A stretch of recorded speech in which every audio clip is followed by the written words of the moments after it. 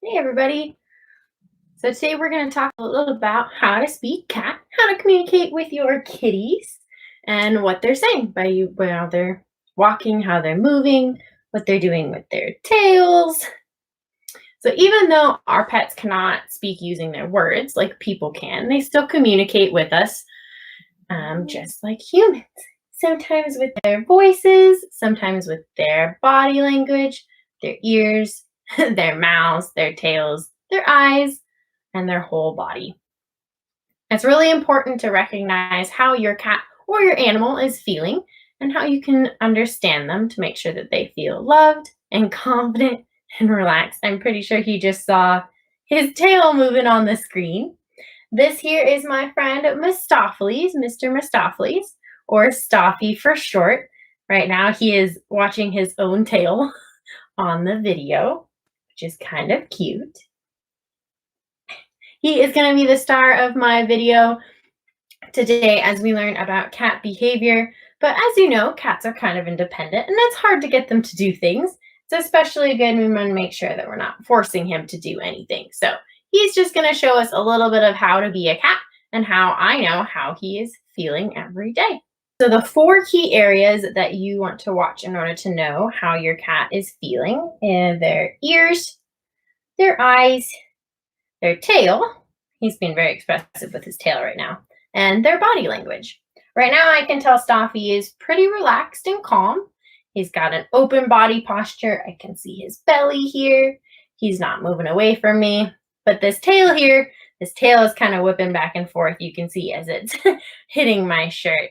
His tail here is telling me that he's a little annoyed with whatever I'm doing, kind of petting him and talking. His eyes are also very important and tell us how he's feeling. Right now, you'll notice his eyes are closed. He's trying really hard to sleep.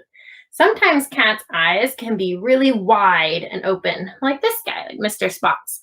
You'll see the black part of his eyes is huge and wide open. And Stoffy says, uh-oh, who's that? You're okay, dude. So we showed off his eyes, right? You saw Stoffy's eyes when I brought the kitty up. He was a little scared. His eyes were really, really big. All of a sudden, they went from being slowly closed and sleeping to, oh my goodness. So to get all of the information that he can, he opens his eyes like Spot here as wide as they can go.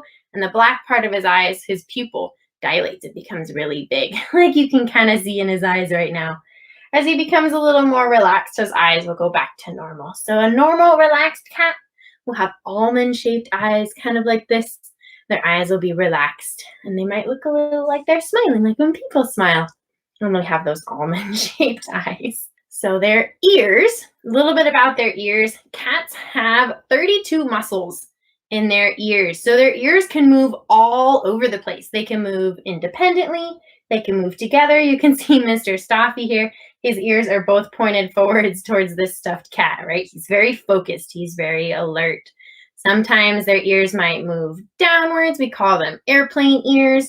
That might mean that they're not super impressed with what is happening. They may be a little scared, a little nervous. Cats' ears can also move backwards.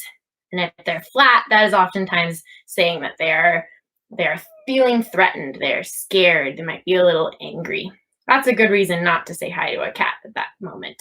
Lastly, you want to watch their tails. So their tails can move just as much as their ears. They've got lots of bones in their tails, and they can move in all directions. Mr. Stoffy here, you saw he was hitting me in the stomach with his tail at the beginning of the video. If their tails move really, really quick, it's kind of like a finger saying, no, no, no, no pets, kind of like he's doing now.